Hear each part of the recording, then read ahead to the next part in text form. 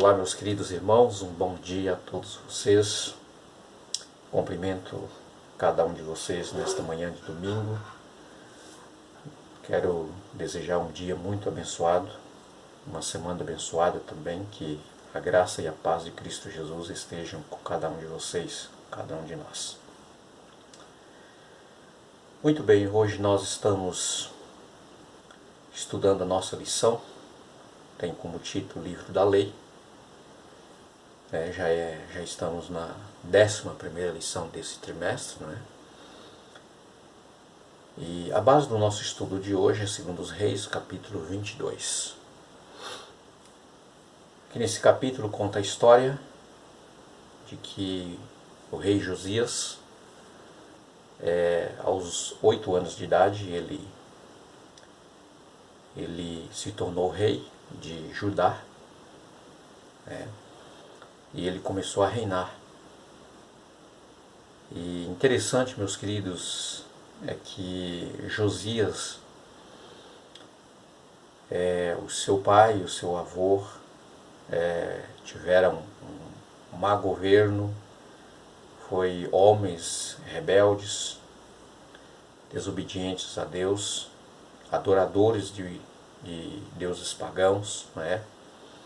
Manassés, por exemplo, ele chegou a sacrificar em os seus próprios filhos, né? Levando para ser queimados, oferecidos aos deuses que ele adorava, deuses pagãos. É impressionante que Josias, ele decidiu, mesmo na sua juventude, adolescente, quando ainda começou a reinar, mas ele decidiu obedecer a Deus, servir a Deus.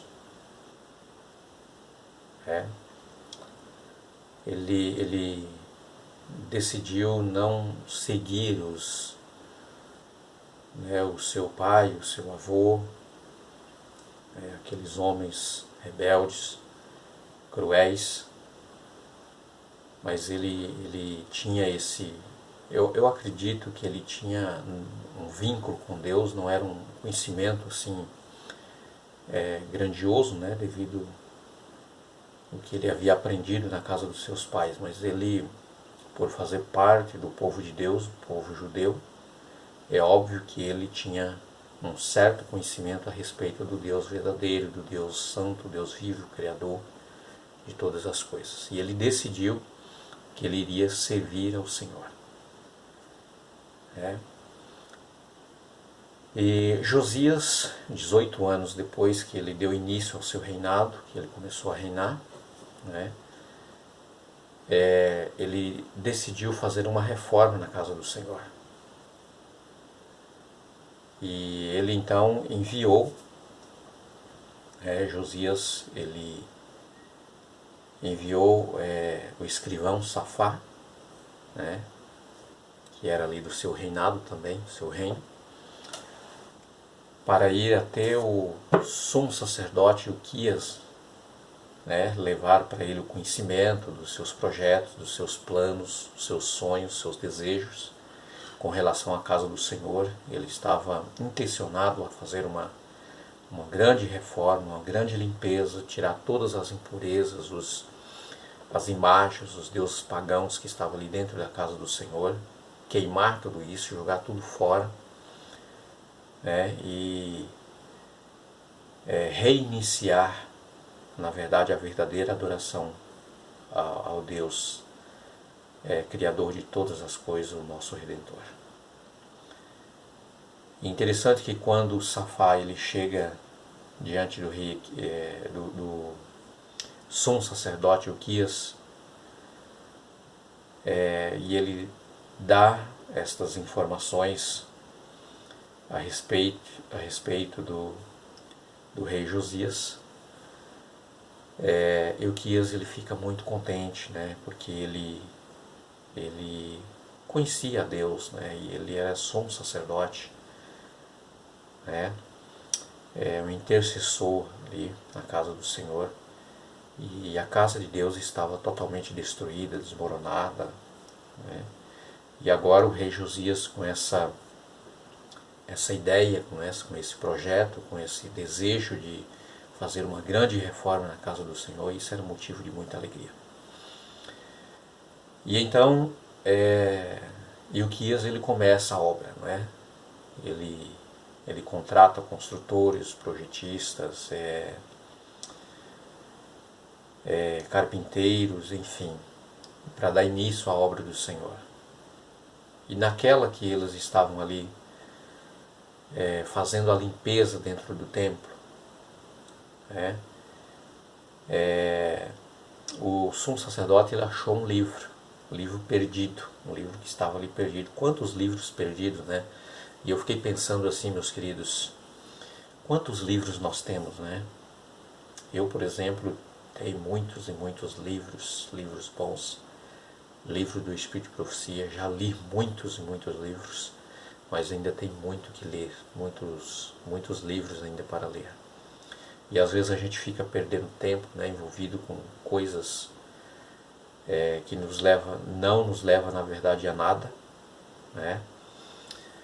E deixando o tempo passar, perdendo tempo, em vez de estarmos lendo os bons livros, né?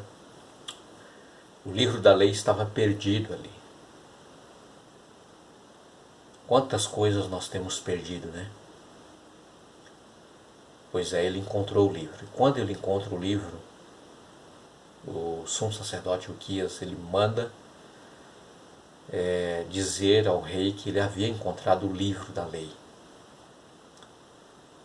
Josias, então ele pede para que envie esse livro para ele. E quando ele lê o livro, ele fica impressionado. Provavelmente esse livro era exatamente o livro de Deuteronômio que havia se perdido. Esse mesmo que nós estamos lendo agora durante todo esse trimestre da nossa lição, que tem tantas informações extraordinárias, conselhos, né? Vem mostrando para nós também a vontade de Deus para a nossa vida, o desejo de Deus para cada um de nós. Para mim também, particularmente, o livro de Deuteronômio é como se fosse o livro de Romanos do Novo Testamento, né? É o livro da graça, o livro onde demonstra claramente que nós somos salvos pelos méritos de Deus, méritos de Cristo Jesus, pela graça de Deus. Tudo ali que aconteceu com o povo de Israel foi pela graça. Foi Deus que fez tantas maravilhas para com eles, porque eles não mereciam nada, como nós também não merecemos. Tá? Mas o livro foi achado. E diz a palavra de Deus que quando o rei Josias ele leu o livro, ele ficou tão impressionado que ele rasgou as suas vestes, né? Humildemente, como um reconhecimento de quanto longe eles estavam de Deus, dos ideais de Deus, dos sonhos de Deus, do projeto de Deus para eles como um povo. Eles estavam muito longe, quebrando a aliança, desobedecendo a Deus, adorando deuses pagãos, queimando incenso aos pagãos. Era coisa totalmente contrário daquilo que Deus os havia ensinado, né? Todas as recomendações de Deus. E ainda mais, Deuteronômio havia dito que no caso do povo de Judá houvesse desobedecido a Deus, quebrado a aliança, né, Deus o levaria novamente para o cativeiro outra vez. E Josias sabia muito bem disso. Então Josias ele pediu para que esse livro fosse levado à profetisa Hulda, naquela época, né? E para que ela pudesse consultar ao Senhor. Meus queridos, meus amados, nós precisamos aprender a consultar o Senhor nos nossos planos, nos nossos projetos, nas nossas decisões.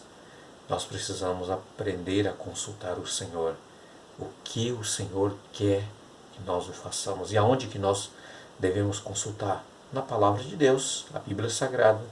Ela é toda revelada, nós não precisamos de nenhuma revelação extra. Tá? A palavra de Deus é toda revelada, bem explicada, basta nós obedecermos. Aqui está a verdadeira revelação de Deus para nós. Qualquer coisa que você precisa fazer ou decidir, você encontra a resposta na palavra de Deus.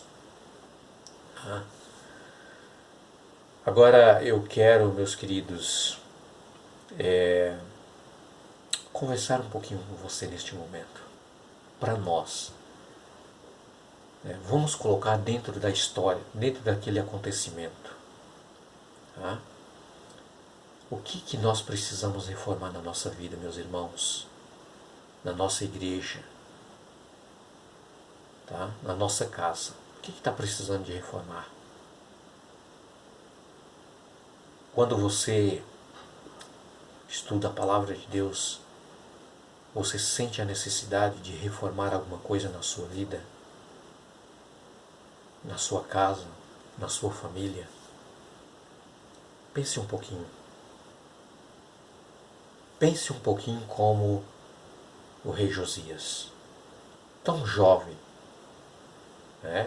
mas ele sentia essa necessidade porque ele conhecia a palavra de Deus, que havia uma necessidade de fazer uma reforma na casa do Senhor.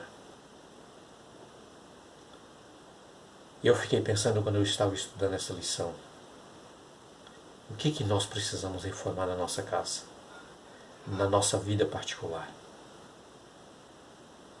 Meus queridos, será que nós não temos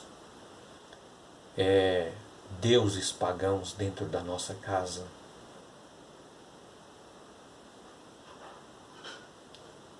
Qual tipo de filme você assiste? Será que Deus, Ele sentaria com você para assistir o filme que você assiste? Vou fazer uma pergunta para você. As novelas, por exemplo, que são pagãs, não é nada outra coisa mais do que espiritismo. Será que Deus assistiria as novelas muitas vezes que muitos de nós paramos para assistir? Pense bem. Será que não estamos precisando de fazer uma reforma também na nossa vida, na nossa casa? Fazer uma reforma na nossa despensa, na nossa geladeira.